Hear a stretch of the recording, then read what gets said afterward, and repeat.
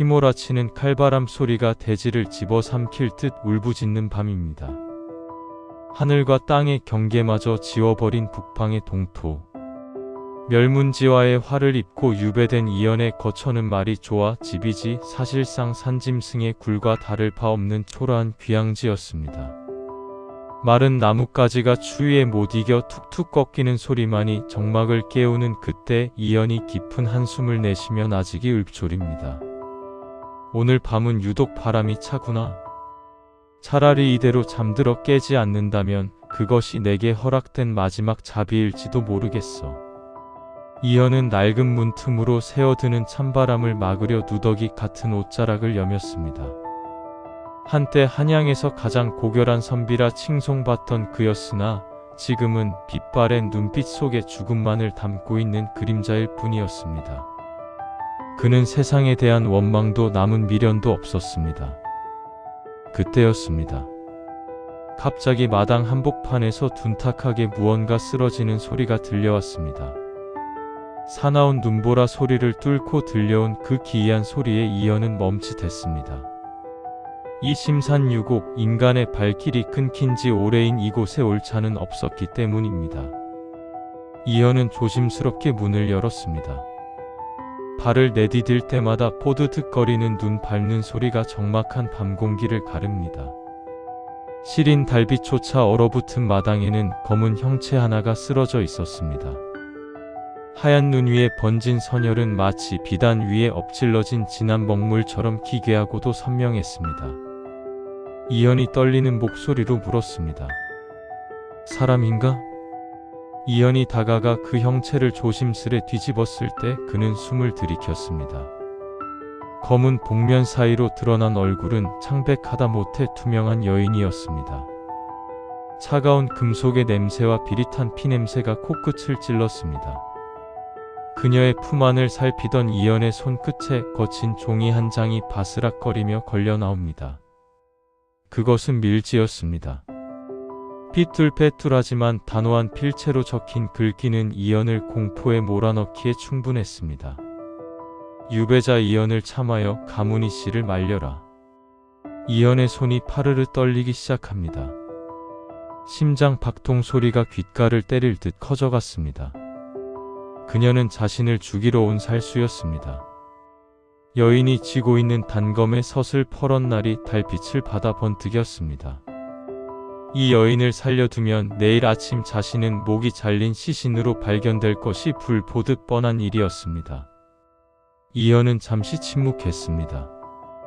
그러나 이내 그의 눈빛에는 살기 대신 깊은 슬픔과 연민이 차올랐습니다.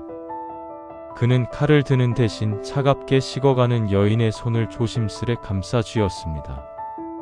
그리고 아주 다정한 목소리로 속삭였습니다. 그대 또한 누군가의 도구로 살며 이 추운 곳까지 떠밀려 왔구려. 나를 죽이러 온 자를 살리는 것이 미련한 짓임을 알면서도 어찌 이리 손이 차가운지. 이연은 여인을 등에 업었습니다. 등 뒤에서 느껴지는 가느다란 숨결이 마치 꺼져가는 촛불 같아 그는 생전 처음으로 간절히 기도했습니다. 죽음만을 기다리던 사내가 자신을 죽이러 온 여인의 생명을 위해 얼어붙은 땅을 딛고 방 안으로 걸음을 옮겼습니다. 방 안으로 들어와 화로에 불을 지피자 타닥타닥 장작 타는 소리가 들려옵니다. 이연은 정성껏 물을 데워 그녀의 상처를 닦아내기 시작했습니다. 문 밖에는 여전히 서리팔 같은 눈보라가 휘몰아치고 있었으나 작은 방 안에는 기묘한 온기가 감돌기 시작했습니다. 이것이 훗날 어떤 피바람을 불러올지 알지 못한 채 몰락한 선비와 기억을 잃어가는 살수의 운명적인 첫날 밤이 그렇게 깊어가고 있었습니다. 사나운 눈보라가 휩쓸고 간 산자락에 어느덧 시린 아침 햇살이 따스하게 스며듭니다. 산새들이 지저귀며 아침을 알리는 평화로운 풍경 속에서 죽음의 문턱까지 갔던 여인이 간신히 눈을 떴습니다. 하지만 그녀의 머릿속은 마치 아무도 밟지 않은 하얀 눈밭처럼 그 어떤 기억도 남아있지 않았습니다. 자신이 누구인지, 왜 이 험한 곳까지 흘러왔는지, 그리고 품 안에 칼날이 누구를 겨누려 했는지조차 모두 잊은 채였습니다. 이때 곁을 지키던 이연이 다정하고 깊은 울림이 담긴 목소리로 말을 건넵니다. 정신이 드는가? 며칠을 꼬박 앓더군. 무리하지 말게. 어깨에 상처가 깊어 자칫하면 다시 터질 수 있으니. 여인은 멍하니 자신을 돌봐주는 남자를 바라보았습니다. 남자의 손등에는 거친 흉터가 가득했지만 상처에 약을 바르는 그 손길만큼은 비단결처럼 부드러웠습니다. 남자는 두려움에 떨고 있는 여인의 눈동자를 피하지 않고 마치 세상에서 가장 귀한 보석을 다루듯 조심스레 그녀의 흐트러진 머리칼을 귀 뒤로 넘겨주었습니다. 그리고는 인자한 미소를 지어 보이며 속삭였지요. 기억이 나지 않아도 괜찮네. 이곳에 흐드러지게 피어날 연꽃처럼 살아가라는 뜻에서 그대를 연이라고 부르려 하는데 마음에 드는가? 그날부터 두 사람의 기묘하고도 아름다운 산속 생활이 시작되었습니다. 산골의 하루는 평온함 속에 은은한 달콤함이 배어 있었습니다. 이연은 투박한 손으로 약초를 케어와 정성껏 약을 다렸고 연희는 그가 낮은 저음으로 낭독하는 글소리를 자장가 사만안생 처음 느끼는 평온함을 맛보았습니다. 마당에서는 경쾌한 장작 패는 소리가 들리고 부엌에선 구수한 찌개 끓는 소리가 정겹게 피어오릅니다. 남쪽 나라에서 가져온 귀한 차는 없었지만 직접 산에서 딴 둥글레 차가 그들의 목을 향긋하게 축여주었습니다. 이연이 붓을 들어 종이 위에 글자를 적어 내려갈 때면 연희는 그 곁에서 먹을 갈며 남자의 옆모습을 훔쳐보았습니다.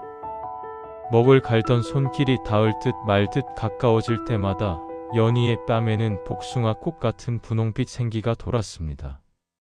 그를 가르쳐주던 이연이 연희의 손 위에 자신의 손을 포개어 붙잡는 법을 알려줄 때 연희는 숨을 멎을 듯한 떨림을 느꼈습니다.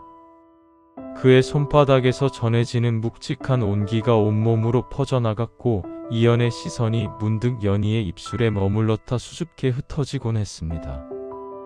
이연 또한 몰락한 자의 쓸쓸함을 잊게 만드는 연희의 맑은 미소에 메말랐던 가슴에 봄바람이 부는 것을 느꼈습니다. 연희는 속으로 조용히 읊조려 봅니다. 이 사람은 누구일까?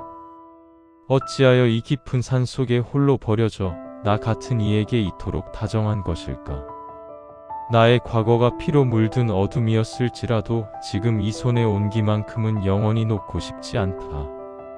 시간이 흘러 산에는 이름 모를 들꽃들이 흐드러지게 피어나기 시작했습니다.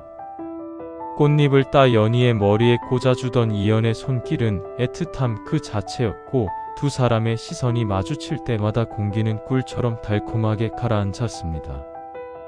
멸문당한 사내와 살수였던 여인, 세상이 결코 허락하지 않았을 두 사람의 인연은 역설적이게도 이 고립된 오지에서 세상에서 가장 순수하고도 진한 사랑으로 꽃을 피우고 있었습니다. 어느덧 산자락에 눈이 녹아 시냇물 소리가 청량하게 들려오는 이른 봄날이었습니다. 평화롭기만 하던 이연의 집 마당에 차가운 바람이 다시금 머물기 시작합니다. 빨래를 널던 연희의 손이 갑자기 멈췄습니다. 머릿속을 찌르는 듯한 통증과 함께 잊고 싶었던 어두운 기억들이 파도처럼 밀려왔기 때문입니다. 비명소리와 피비린내 그리고 누군가의 서늘한 명령. 가문을 위해 이연의 숨통을 끊어라. 연희 안이 살수서리는 비틀거리며 자신의 방구석 깊이 숨겨두었던 낡은 보따리를 꺼냈습니다. 그 안에는 녹슨 단검 한 자루와 자신을 이곳으로 보냈던 밀지가 그대로 들어있었습니다. 그녀의 눈빛이 흔들립니다. 다정했던 이연의 미소와 자신을 죽이러 온 살수의 정체 사이에서 그녀의 심장은 갈기갈기 찢어지는 듯 했습니다. 그날 밤 달빛조차 구름 뒤로 숨어버린 어두운 방 안. 서리는 떨리는 손으로 단검을 뽑아 들었습니다. 그리고 잠든 이연의 머리맡으로 다가갔습니다. 서슬퍼런 칼날이 이연의 목 근처에서 가늘게 떨리고 있었습니다. 그때였습니다. 잠든 줄만 알았던 이연이 천천히 눈을 떴습니다. 그는 놀라지도 피하지도 않은 채 그저 슬픈 눈으로 칼을 든 서리를 바라보았습니다. 방 안에는 오직 두 사람의 거친 숨소리와 심장 박동 소리만이 가득했습니다. 이현이 낮은 목소리로 먼저 침묵을 깼습니다. 결국 기억이 돌아온 모양이구려. 연이 아니 설이라고 불러야 하오. 설이는 목이 메어 차마 말을 잇지 못했습니다. 칼을 쥔 손에 힘을 주려 했지만 눈물이 먼저 툭 하고 이현의 옷깃 위로 떨어졌습니다. 이현은 천천히 몸을 일으켜 자신을 겨눈 칼날을 손으로 밀어내지도 않은 채 그녀의 젖은 뺨을 감싸 쥐었습니다. 나를 죽이러 왔던 그날 밤부터 나는 이미 알고 있었소. 그대의 품에 있던 밀지를 보았을 때 나는 오히려 안도했지. 세상이 버린 내 목숨이 누군가에게는 가치 있는 일이라면 기꺼이 내어주리라 생각했소. 설이의 손에서 단검이 힘없이 바닥으로 떨어지며 챙그랑 소리를 냈습니다. 이현의 목소리는 더욱 낮고 애절하게 이어졌습니다. 하지만 그대와 보낸 그 따뜻한 밥상과 글 공부의 시간들이 나를 욕심나게 만들었소. 죽어도 좋다고 생각했던 내가 이제는 그대 곁에서 하루라도 더 살고 싶어지더란 말이오. 그러니 설이 임무를 완수하지 못해 괴롭다면 지금 나를 배시오. 그대의 손에 죽는다면 그것 또한 내게는 구원일 테니. 설이는 이현의 가슴팍에 얼굴을 묻고 오열했습니다. 자신의 정체와 임무 그리고 거역할 수 없는 사랑 사이에서 그녀가 할 수 있는 것은 오직 눈물을 쏟아내는 것뿐이었습니다. 긴장감으로 팽팽하던 방 안은 이제 두 사람의 애절한 흐느낌으로 채워졌습니다. 이현은 아무 말 없이 설이의 떨리는 어깨를 감싸 안았고 그의 옷깃은 설이의 눈물로 축축하게 젖어들었습니다. 밤새도록 흐느끼던 설이는 결국 그의 품에서 지쳐 잠이 들었습니다. 이현은 잠든 설이의 얼굴을 물끄러미 바라보며 그녀의 뺨에 흐르는 눈물을 손가락으로 조심스럽게 닦아주었습니다. 그의 눈빛은 깊은 슬픔과 함께 어떤 결의를 담고 있었습니다. 다음날 새벽 아직 어둠이 채 가시지 않은 시간. 산골의 새벽 공기는 얼음처럼 차가웠고 이불 밖으로 나온 손끝이 시렸습니다. 설이는 이현의 품에서 조용히 빠져나와 흐트러진 옷깃을 여미고는 잠들어 있는 이현의 얼굴을 한참 동안 바라보았습니다. 깊은 잠에 빠진 듯 미동도 없는 그의 얼굴은 평온해 보였지만 설이는 알고 있었습니다. 이현이 자신을 보낼 준비를 하고 있음을. 미안합니다. 미안해요. 나의 이현. 설이는 흐르는 눈물을 억지로 삼키며 그의 곁에 작은 쪽지를 남겨두었습니다. 투박하지만 정성스러운 글씨로 쓰인 마지막 인사는 차마 입 밖으로 낼 수 없는 아픈 약속이었습니다. 언젠가 이 모든 짐을 내려놓고 반드시 다시 돌아오겠습니다. 그리고는 망설임 없이 발걸음을 옮겼습니다. 방문을 열고 차가운 새벽 공기 속으로 나서는 그녀의 뒷모습은 더 이상 여리고 어리숙한 연희가 아니었습니다. 낡은 보따리 속에 다시 감춰둔 독슨 단검처럼 그녀의 눈빛은 비장하고 단단하게 빛나고 있었습니다. 방 안에는 여전히 이현이 잠들어 있었습니다. 설이가 떠나는 모든 순간을 알고 있었음에도 그는 이불 속에서 돌아누운 채 미동도 하지 않았습니다. 그의 눈꺼풀 아래로 뜨거운 물기가 스며들었지만 이현은 이를 악물고 참아냈습니다. 그녀를 붙잡을 수 없다는 것을 알았기에 그저 그녀의 길을 열어주는 것이 자신이 할 수 있는 유일한 사랑임을 깨달았기에 새벽의 정적 속에서 이현의 입술에서 작은 속삭임이 새어나왔습니다. 돌아오게. 반드시 돌아오게나 연희. 설이가 떠나고 얼마 지나지 않아 싸늘한 새벽 바람이 방문을 흔들었습니다. 그리고 이현의 뺨을 타고 흐른 눈물이 베개를 축축하게 적셨습니다. 그의 가슴 속에는 설이가 남긴 쪽지의 글귀처럼 언젠가 다시 피어날 연꽃을 기다리는 아픔과 희망이 공존하고 있었습니다. 흩날리는 새벽 눈발처럼 이별은 아프고 시렸지만 그들의 인연은 분명 다시 시작될 것이었습니다. 차갑고 익숙한 무사복을 다시 걸치고 산길을 내려서는 설이의 발걸음은 굳건했지만 마음은 갈기갈기 찢겨나가고 있었습니다. 새벽 어둠 속 이연의 곁을 떠나던 순간의 아픔이 온몸을 핥히는 듯 했습니다. 그와의 평온했던 나날, 난생 처음 느껴본 따뜻한 사랑은 이제 그녀의 심장을 갉아먹는 고통이 되어 돌아왔습니다. 산 능선을 따라 달빛 아래 멀어져가는 오두막을 뒤로한 채 서리는 정신없이 걷고 또 걸었습니다. 차가운 바람이 볼을 스치고 지나갔지만 그녀의 뺨에 흐르는 것은 차가운 눈물이었습니다. 하지만 그 눈물 속에는 슬픔만이 아닌 뜨거운 의문과 분노가 피어오르고 있었습니다. 대체 무엇이 잘못된 것일까? 이연의 가문이 영모에 휩쓸려 하루아침에 멸문당하고 그 자신은 먼 유배지로 보내졌다는 사실, 그리고 살수인 자신이 그를 죽이라는 밀명을 받고 이곳까지 왔다는 잔혹한 진실. 모든 기억이 돌아오고 나자 그 간극에서 묘한 불협화음이 느껴졌습니다. 이연은 과연 영모의 주동자였는가? 그와 함께했던 시간 동안 서리가 본 이연은 고결한 선비이자 생명을 소중히 여기는 따뜻한 사람이었습니다. 백성들의 고통의 연민을 느끼고 세상의 불의에 가슴 아파하던 그가 어찌하여 영모의 칼을 들었단 말인가? 그의 눈빛에는 단 한 번도 권세에 대한 탐욕이나 잔인함이 깃든 적이 없었습니다. 자신이 받은 밀명은 진실인가? 역적 이연을 처단하라.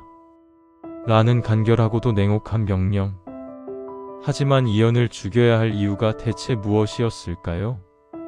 그의 가문이 몰락했음에도 불구하고 조정이 그토록 철저히 그를 제거하려 했던 진짜 속셈은 무엇일까? 평범한 역적 처단이라고 하기에는 너무나도 과도한 집착처럼 느껴졌습니다. 서리는 멈춰 서서 밤하늘을 올려다보았습니다.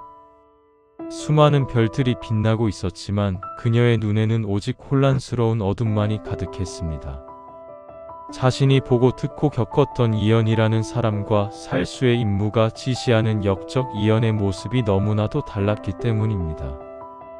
이연의 눈에 담겨있던 깊은 슬픔, 그리고 자신을 칼날로 밀어내지 않고 뺨을 감싸 쥐던 그의 따스한 손길. 그 모든 것이 그녀에게 잊힌 진실의 그림자를 속삭이는 듯 했습니다. 누군가 나를 속이고 있다. 그리고 이연 또한 누군가의 계략에 휘말린 희생양일지도 모른다. 심장이 쿵 하고 떨어지는 듯한 깨달음이 서리의 머릿속을 강타했습니다. 그녀의 임무는 단순히 이연을 죽이는 것이 아니었습니다.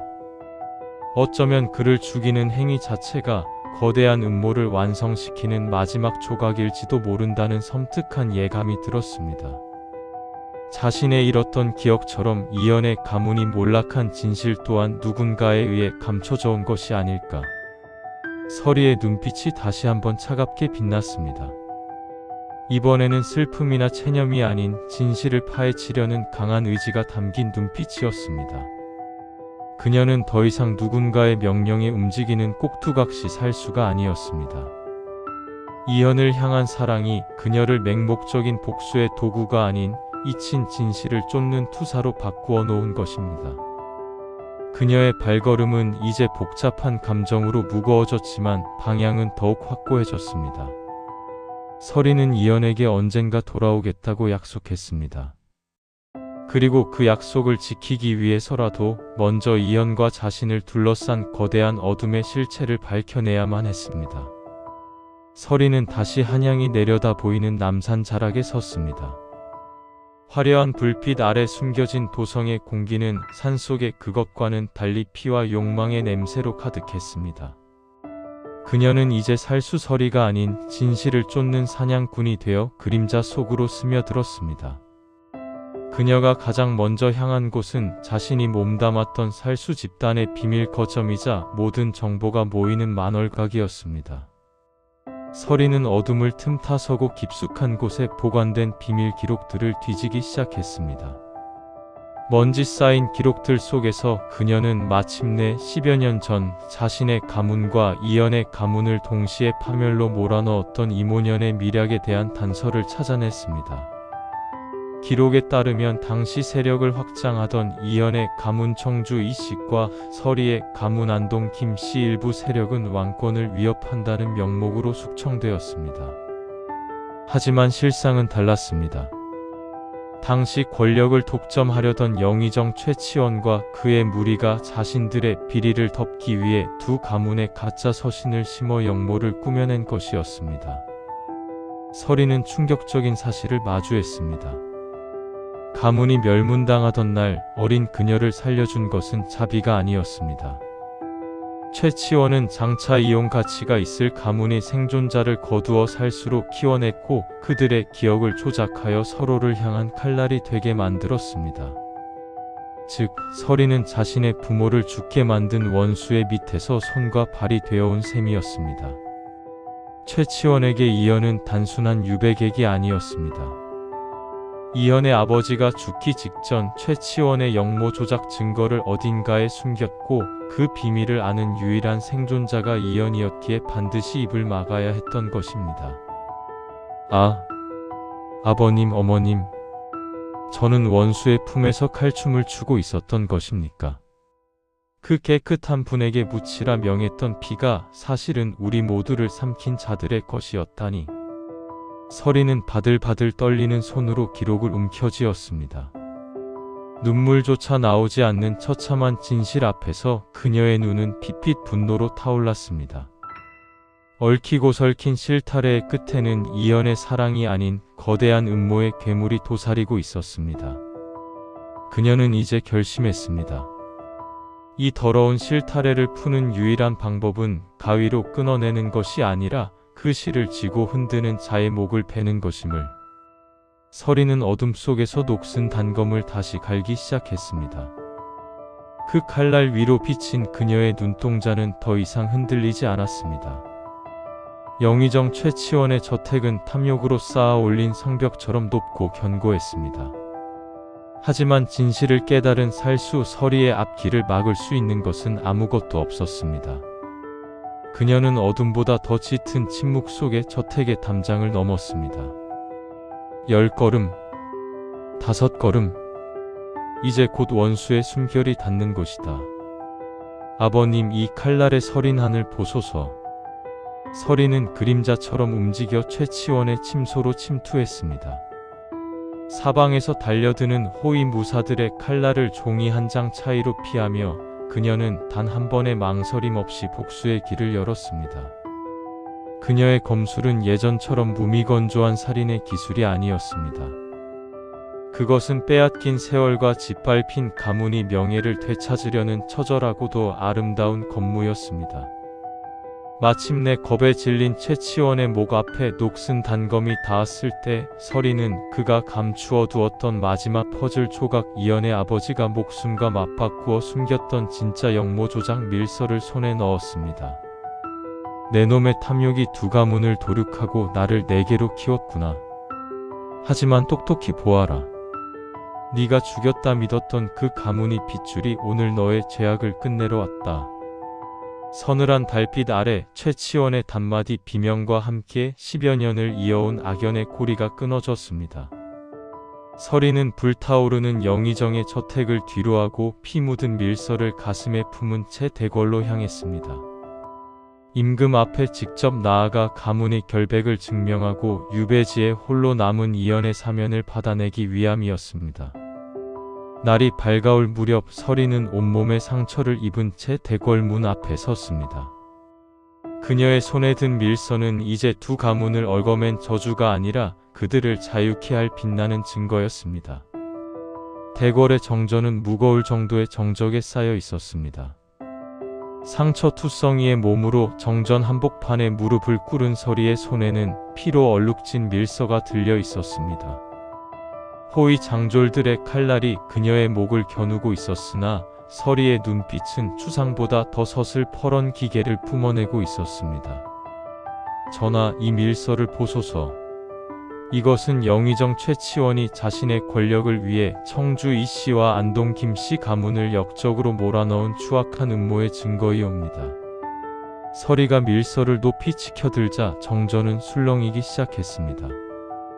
임금은 대신들의 만류를 뿌리치고 밀서를 전해받았습니다. 밀서에는 최치원이 가짜 서신을 꾸며 가문을 멸문시키고 어린 생존자들을 살수로 키워 서로를 죽이게 만들었다는 천인공노할 계략이 낱낱이 기록되어 있었습니다. 글귀 하나하나를 읽어 내려가던 임금의 안색이 창백하게 변하더니 이내 분노로 타올랐습니다. 10여 년 전 나라의 기둥이었던 충신들을 제 손으로 유배 보내고 죽였다는 죄책감이 비수가 되어 돌아온 것입니다.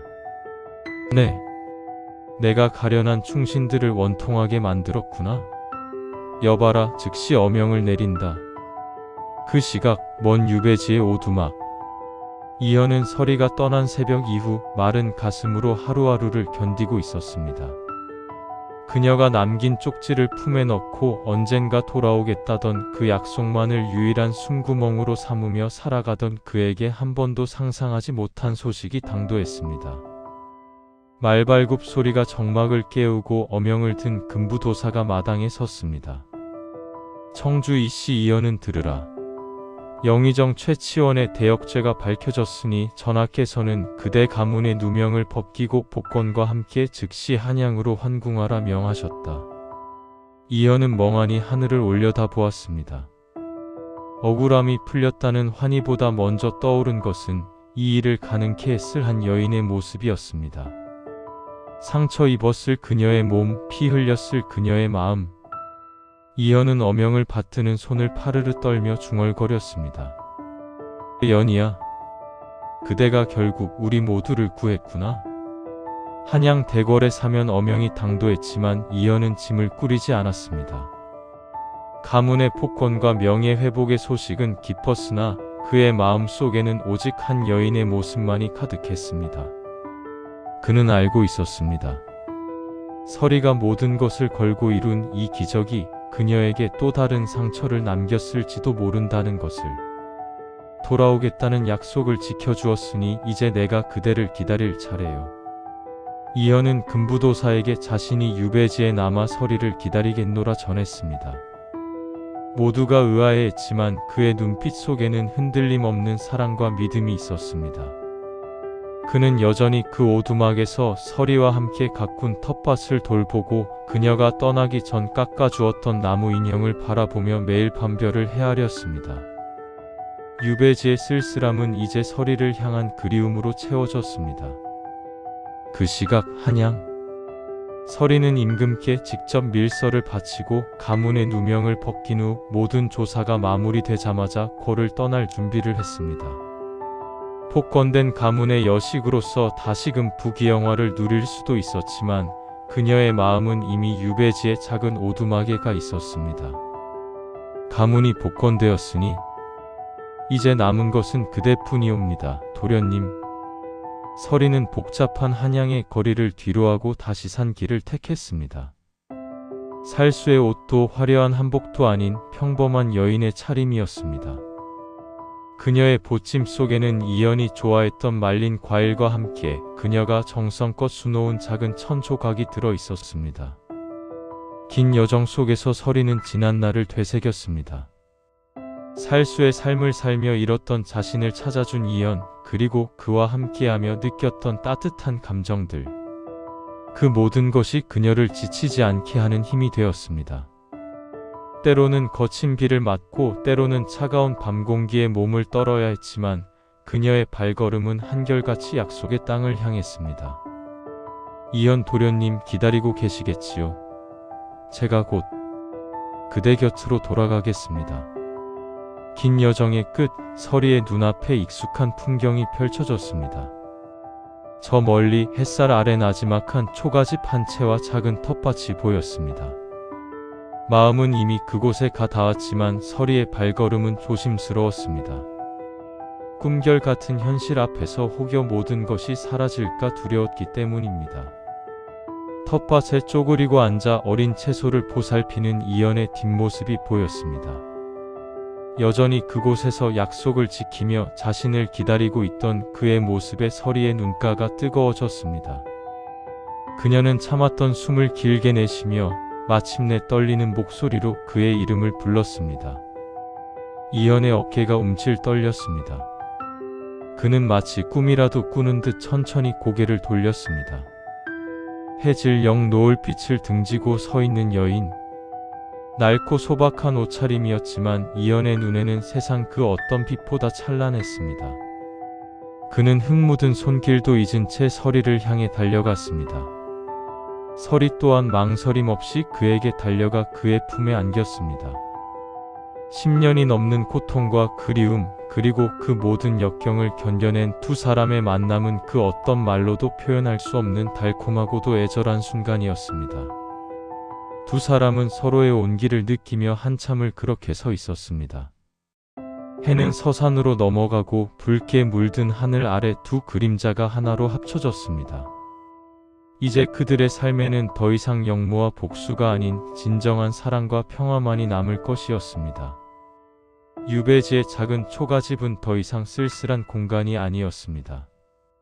이제 그곳은 이연과 설이 두 사람이 함께 만들어가는 행복의 보금자리가 되었습니다. 폭권된 이연은 더 이상 관직에 연연하지 않았습니다. 설이 또한 궐의 화려함을 뒤로하고 그저 이연의 곁에서 평범한 일상을 꿈꿨습니다. 아침이면 설이가 끓여주는 따뜻한 죽을 먹고 이연은 텃밭을 일구며 씨앗을 심었습니다. 설이는 그런 이연을 보며 몰래 웃음 짓곤 했습니다. 한 번은 이연이 심은 배추가 갑자기 쑥쑥 자라더니 너무 커서 갓김치를 담글 수도 없을 지경이 된 적도 있었습니다. 도련님, 이건 배추가 아니라 대나무 같아요. 이걸로 어떻게 김치를 담가요? 내가 좀 과했나 보. 하지만 이렇게 잘 자랐으니 이웃들과 나눠 먹으면 되지 않겠소. 두 사람은 결국 거대한 배추를 수레에 싣고 이웃 마을로 향했고, 사람들은 난생 처음 보는 엄청난 크기의 배추에 깜짝 놀라면서도 즐겁게 나눠 가졌습니다. 이연은 엉뚱한 매력으로, 설이는 따뜻한 마음으로 마을 사람들의 사랑을 듬뿍 받았습니다. 저녁이면 나란히 앉아 차를 마시며 지난날의 이야기를 나누곤 했습니다. 설이가 살수로 활동했던 무용담을 이야기하면 이연은 눈을 동그랗게 뜨고 진지하게 들었습니다. 때로는 이연이 시를 읊어주었고 설이는 그의 시에 맞춰 젓가락 장단을 맞추기도 했습니다. 그러다 웃음이 터지면 두 사람은 서로를 바라보며 한바탕 소리내어 웃었습니다. 그들의 웃음소리는 초가집 담장을 넘어 멀리 퍼져나갔습니다. 가끔은 이연이 설이 몰래 달콤한 곶감을 숨겨두었다가 들켜서 혼나는 일도 있었고, 설이가 만든 매콤한 장아찌에 이연이 콧물을 흘리는 일도 있었습니다. 사소한 일상 속에서 두 사람은 서로의 존재가 얼마나 소중한지를 매 순간 깨달았습니다. 역모의 그림자도 복수의 칼날도 없는 곳. 오직 사랑과 믿음으로 맺어진 두 사람의 삶은 그렇게 흘러갔습니다. 그들의 사랑은 봄볕 아래 피어나는 꽃처럼 비온 뒤 맑게 갠 하늘처럼 늘 새롭고 아름다웠습니다. 서리꽃 같던 삶을 뒤로하고 찾아온 따뜻한 봄날처럼 이연과 설이는 영원히 행복할 것이었습니다. 서리꽃 같던 저희의 삶에 봄이 찾아왔습니다. 당신의 일상에도 늘 따뜻한 봄볕이 가득하길 빌며 구독으로 다시 만나 뵙기를 기다리겠습니다.